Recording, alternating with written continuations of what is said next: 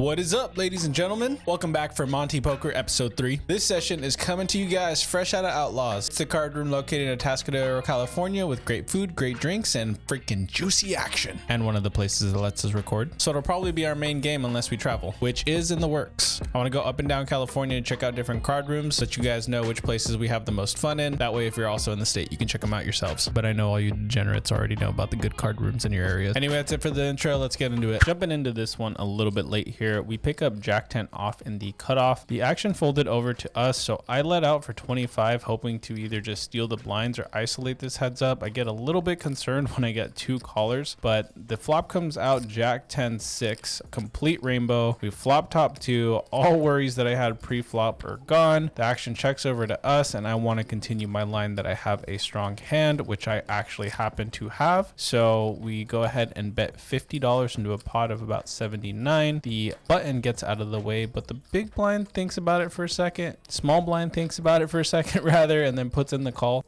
So we're off to the turn, and the dealer decides to throw out the ace of clubs. Now, I'm not loving this card. King Queen just got there. Ace Jack just got there. Ace 10 just got there. I don't think our opponent has King Queen or Ace 10 due to the fact that we kind of overbet the flop and they called. Even though I'm putting the opponent on a bigger two pair, I don't think I can fold this hand. So when the action checks over to me, I decide to just check it back and see what he does on the river. At this point, I've decided to call any bet sizing between $100 and lower, and then the ace of spades peels off on the river and our opponent puts us all in. I snapped this off here because the hand that I put our opponent on was ace jack. There's two aces on the board, another jack on the board, and then a jack in my hand. So the amount of combinations of aces and jacks available in the deck significantly shriveled up just now. There was a part of me that thought maybe he has the ace here, and I was just kind of annoyed too that I flopped top 2 and he went runner on me for trips. So we get to showdown and our opponent does show me ace jack for the boat. It's rather unfortunate. I think if I would have taken a little bit longer to make this decision, I would have found the fold here 9 times out of 10, but we had bought in for 300, hadn't hit anything this entire time, and I felt like I was just trying to force a stack to come our way. Into the wallet we go. Immediately following that last hand, I rebought for 500, but unfortunately missed the hand footage, so ignore the video background. Pay attention to the on-screen overlay. We pick up King Queen suited on the button. I decide to lead out here for about 30, and surprisingly, we get 4 callers. So going to the flop 4 ways, the board comes out King Queen 9 with 2 clubs. Due to the draw heavy board, I decide to bet half pot around $65. 2 players fold, and we isolate heads up for the turn, which comes a 6 of spades. This didn't really connect with the board, so I'm not really worried about it. When I look at my opponent, he only has $90 behind, so I go ahead and just bet 90. He snap calls it. The river comes a king of clubs. We show our opponent our full house, and he just shakes his head in discontent. He had ace 10 of clubs. He rivered the nut flush, but unfortunately, this was the one club he did not want to see. Before moving on to the next one, quick stack update. We got up to a little over 800, I think, after that last hand, and then we got knocked back down to around 550. I don't think we made any bad calls, just seeing a lot of flops and missing completely with premium hands. Anyhow, we're coming in a little bit late into this hand here, so I'll just go over the action. Several people tried to limp into the spot here pre-flop. I decided to squeeze with ace deuce suited on the button. We're playing this 3 ways, and the flop comes out 10 jack 4 rainbow. We completely missed this board, and I don't really have any equity to continue, so at this point I've already decided to just give up on this board.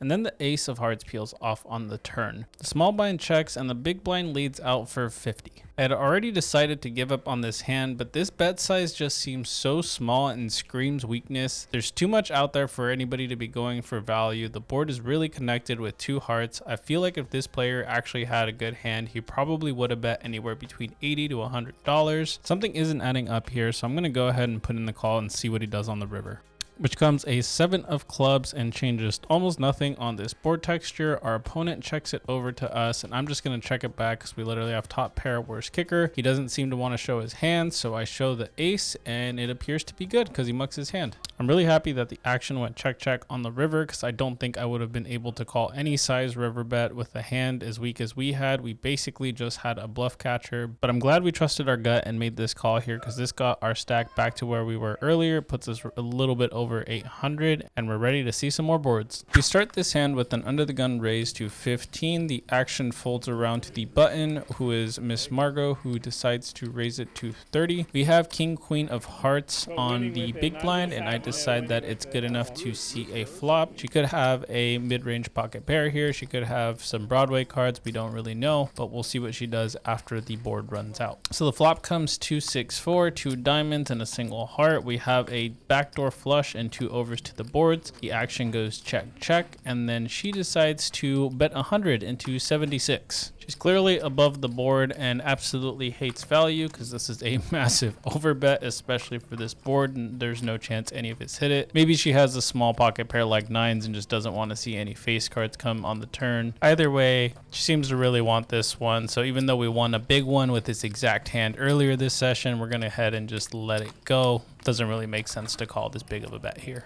We're under the gun +1, and we wake up with an absolute monster. We pick up ace king suited, and I get a little sneaky here. I limp in for 15, hoping that somebody's gonna re-raise us, especially with all this dead money in the pot. Action goes around and everybody just smooth calls. Margot's in the big blind, and I'm really hoping she bumps it up here. She reaches for her green chips, throws them down, and then just decides to call. This sucks.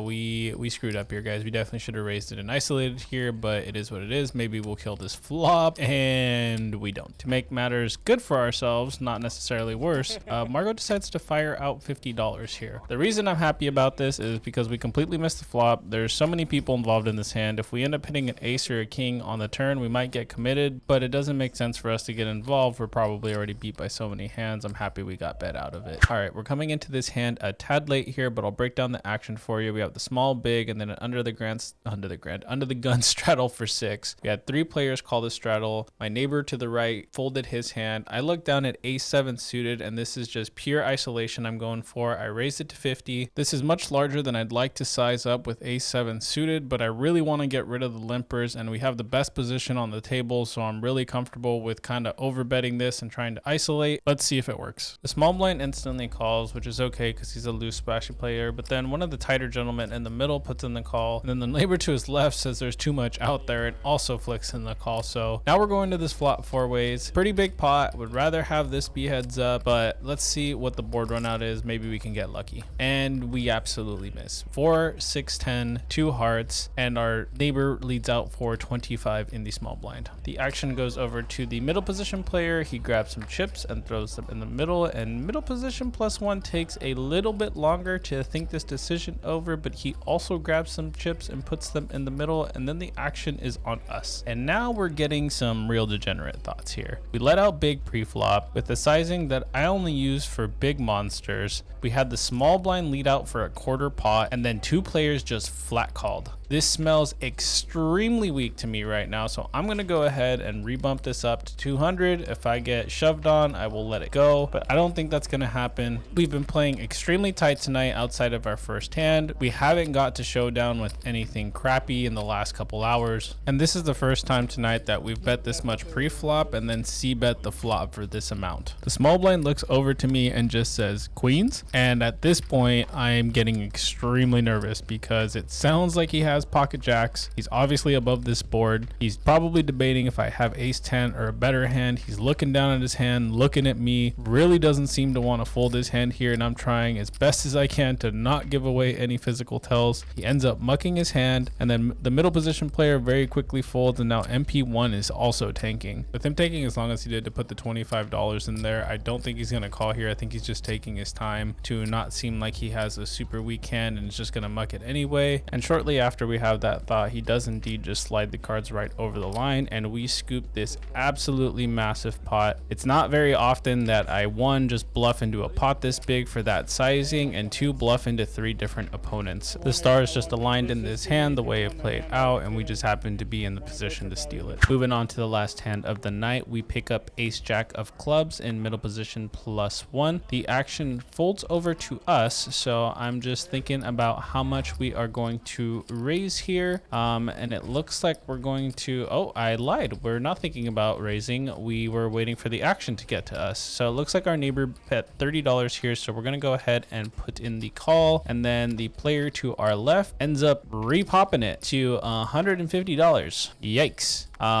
Definitely don't think our jack is going to be good anymore. It seems like we might be drawing to 1 over or completely dead. I haven't seen this player lead out for this much here. Only way we're going to get any sort of money into this pot is if like 4 or 5 people call, and then we just play for any straight or flush draws, but then the flop is going to be an all-in situation, so don't really want to get into it in that scenario either. I think the only hand I could ever possibly call with here is kings, and even then I might fold kings. I'm that nitty, simply because I haven't seen this player lead out for this much at all night. I think the biggest we've gone is like $60 to $80, and he just went 150 over 30. That's just way too strong for me. I'm also about to get up, so there's no reason for me to call this bet here. That's really the only choice at this point. So I fast forward the video here. The guy on the button tanks for like 10 years, but then eventually ends up folding. Everyone just kind of snap folds after that, and then it gets over to me. It's up to me? Oh yeah, put the camera on. Put the camera on, let's go. Oh, it's so pretty, but Put the what? You can't call that? a bit uneventful for the last hand of the night, but it's time to rack up and cash out. Let's see how much we made.